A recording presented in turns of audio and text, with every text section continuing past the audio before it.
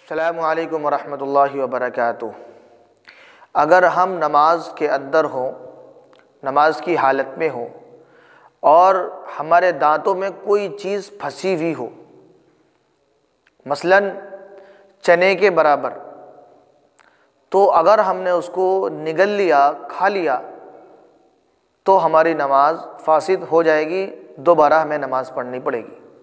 इसी तरह अगर चने के बराबर नहीं थी, चने से कम थी, लेकिन उसको निगलने के लिए दांतों से चबाना पड़ा है, दांतों से चबाकर उसको हमने निगला है, बज़ाहिर चने से कम हो, तो फिर भी हमारी नमाज फासिद हो जाएगी, हमें दोबारा नमाज पढ़नी पड़ेगी।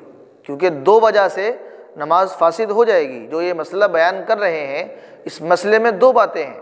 पहली बात तो ये कि चने के बराबर अगर कोई चीज़ हमने दांतों में फंसी हुई और उसको हमने निगल लिया, पेट में वापस कर लिया, खा लिया नमाज की हालत में, तो हमारी नमाज ख़त्म हो जाएगी।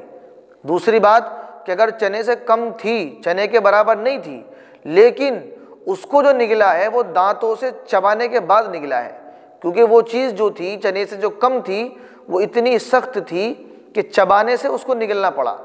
तो अगर चबाने से हमें वो उसको निगलना पड़ा है और निगल चुके हैं, तो इस तरीके से हमारी नमाज फासिद हो जाती है, हमें दोबारा नमाज अदा करनी पड़ेगी।